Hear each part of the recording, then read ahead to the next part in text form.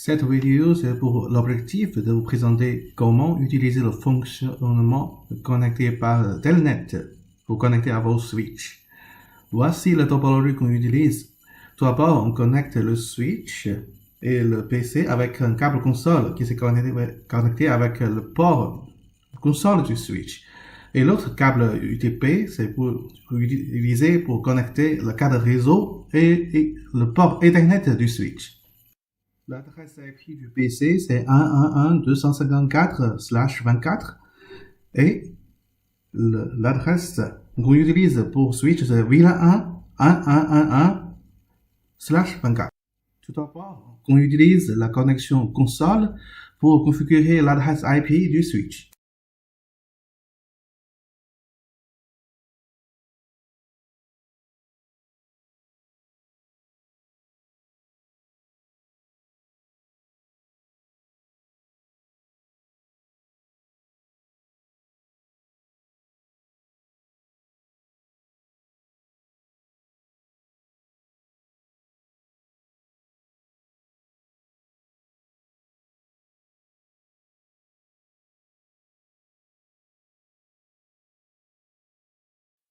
Et comme ça, la configuration de l'adresse IP du switch, c'est bon.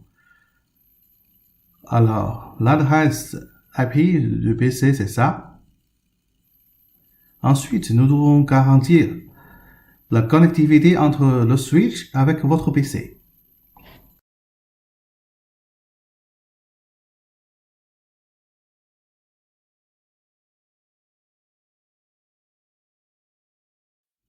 Par rapport au choix du fonctionnement de Telnet, il y en a deux.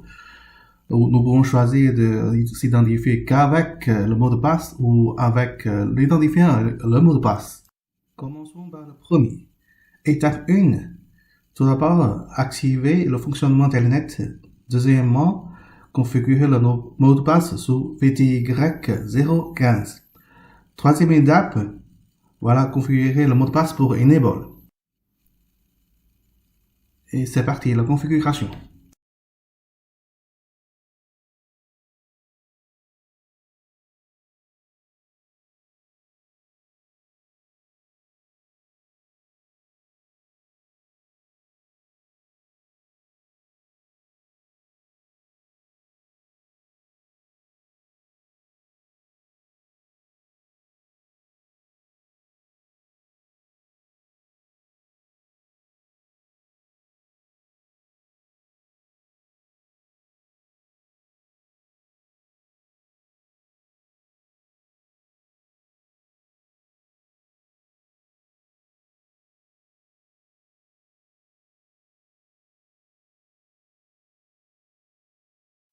La configuration est finie et nous pouvons les constater dans la liste. Le mot de passe par la commande Enable et puis le mot de passe pour s'identifier.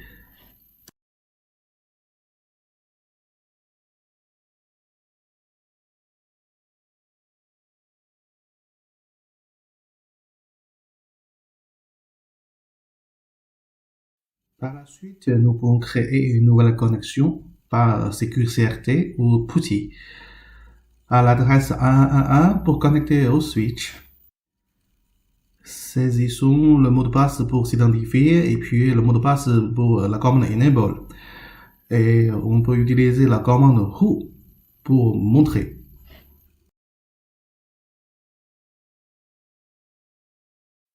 Et ici, ça s'affiche qu'on s'est connecté au switch par VTY0.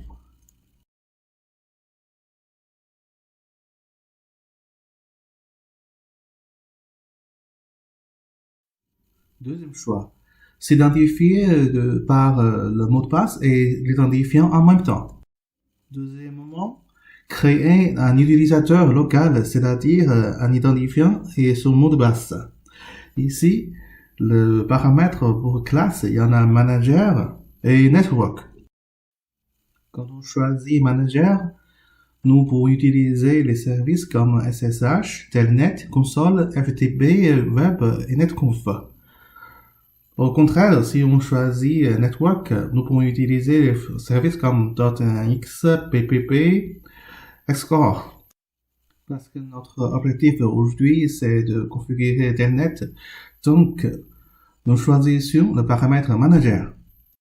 Et troisièmement, c'est de créer un domaine qui définit la méthode d'authentification, c'est par les informations enregistrées localement.